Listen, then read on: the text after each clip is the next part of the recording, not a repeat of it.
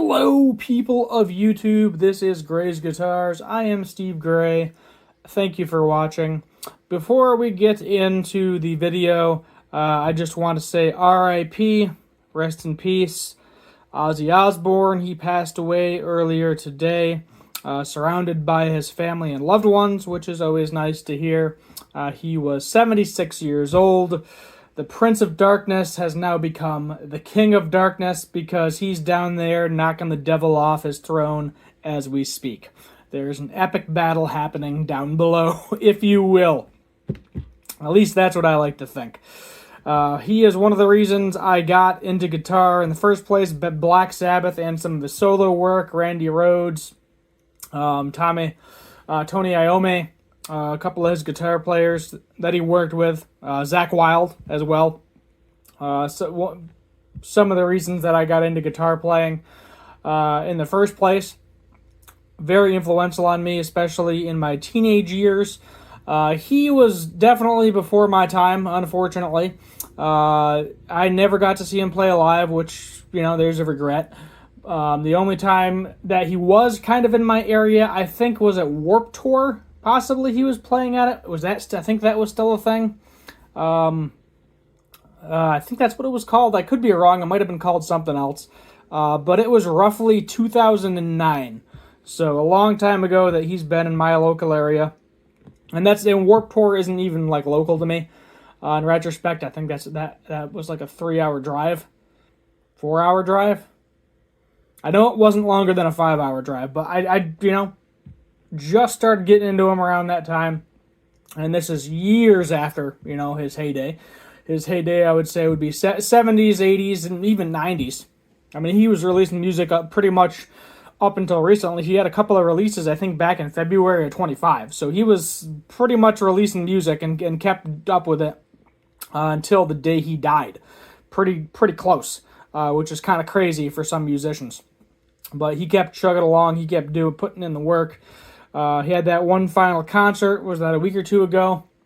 They kind of did like a Black Sabbath / Ozzy tribute concert, one last show. And unfortunately, now it is all she wrote. And definitely kind of sad, put me in a crappy mood. I found about the news when I was at work. Kind of not tearing up, but also like, you just kind of have this like sadness because this person that you've known, not personally, but, you've known them and you know their music for over 20 years, or probably not over 20 years, but close to 20 years at this point. 2009, let's do some math. So 10 years would be 2019.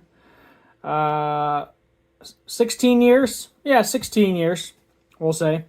I've known about him and his music, maybe even longer. I honestly don't remember the first time I've heard them, but that was when I got more into Black Sabbath and rock and metal.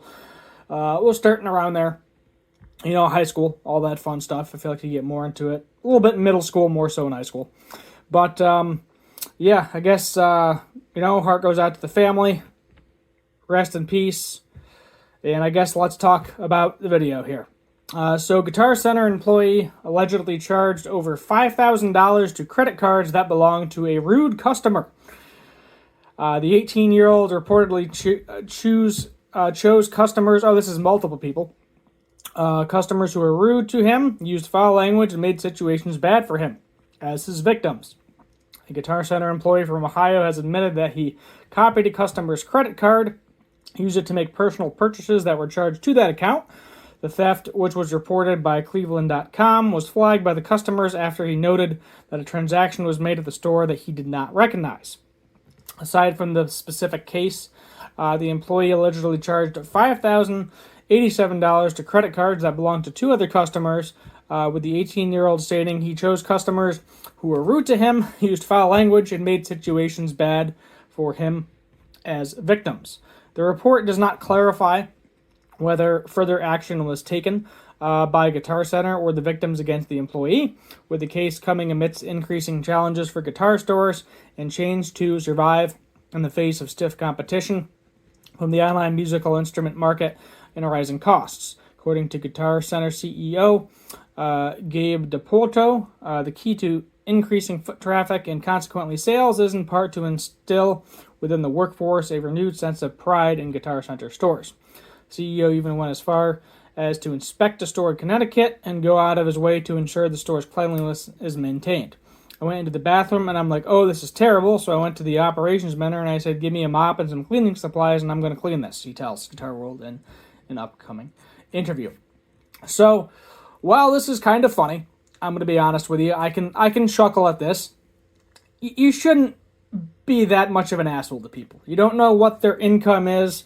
If someone charged $5,000 on my credit card, I'm going to do everything I can in my power to stop that transaction. I know this was multiple people across multiple cards, so it sounds like you probably bought a guitar or something at the store, is my guess, with the said person's credit card. But yeah, don't do that. Just, I understand you're angry at the person. I have worked in customer service the majority of my life. I have worked with people giving me credit card numbers, addresses, social security numbers, everything that I could use in my power to do bad things, but you have to have some sort of, I don't know, leniency, some sort of will of passage, right and wrong. You know, you don't go stealing people's information because they told you to go F yourself. You just don't do that. That's not happy. I mean, for all we knew, this dude got a $2,000 charge on his card, went to go pay rent with it, and guess what? Now he can't afford rent, and now him and his family and his kids are all getting kicked out of the house because you decided to be an idiot and charge his card.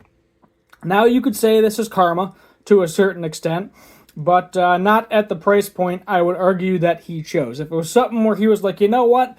Just to make this guy annoyed, I'm going to buy a couple packs of strings. Maybe. I mean, it's still illegal. I wouldn't recommend doing it. But I know there's a certain price point that gets to be kind of ridiculous. And $5,000, that's essentially 2 Gibson Les Paul standards in terms of price point, roughly. Well, provided they're on sale, because I think they're like $2,800 a piece. But still, a Gibson Les Paul standard, maybe an American Fender Strat or something. Mix and match a couple of really nice guitars. But as I said, I do kind of find this funny. This guy's probably going to get arrested, have to pay back the money, get charged a fine. Who knows what? Maybe there might be some jail time because of the amount. Back in my Walmart days, I think it was pretty much anything under $10. There wasn't really anything from a legal standpoint they were going to do about it because they were a multi-billion-dollar corporation. I personally was never in, I think it was called loss prevention. But essentially they just put it in as a write-off. They're not really going to go after that person because it is not worth it to them for getting that money back. Now, if it's something that's like $100 plus, then yes, at that point they will start to press legal action against you, I think. Keep in mind, this was a while ago. You know, you're talking like 2016, I think was the last time I actually worked at Walmart. Maybe 2017, I'm trying to remember. It's been a minute. So I'm sure those numbers have changed throughout the years. I also did not personally work in loss prevention, but I was pretty good friends with the guy that did. So he would always like to pull me aside and show me some crazy security camera videos. The worst being someone stealing PS4s and Xbox Ones by sawing through the back of a container. Multiple employees got fired because there was 7 people that walked past this person. He did point a saw at somebody. The dude literally got a saw, went to the game case, and spent about 3 hours sawing through the back of it. And nobody really said anything, except the last person that saw him doing it. So that's just crazy to me. But yeah, don't steal shit. Don't, don't charge ridiculous amounts of money on other people's credit cards. And just do your own thing, if you will. If you got to sell a guitar to make some extra cash, it is what it is. I've been there once or twice. Car needed some fixing, and I didn't have enough cash. I needed kind of ASAP fixing because I couldn't go to work, so I was taking days off because I didn't have the time. It was winter, so I did not have a way to get there. And I was like, all right, whatever. I'm going to sell a guitar really quick. And I sold a guitar for like $300-400. It was literally pretty much like half of its value. Sometimes that's what you got to do. And got enough money in order to pay for said car parts. So with that, I'll end it there. Yet again, R.I.P. Ozzy. Keep rocking out wherever you are. Give him hell if that's where you are too. Till next time, hit that subscribe button, turn on that notification bell, leave a like, share, comment, all that fun stuff. And as always, have a good one.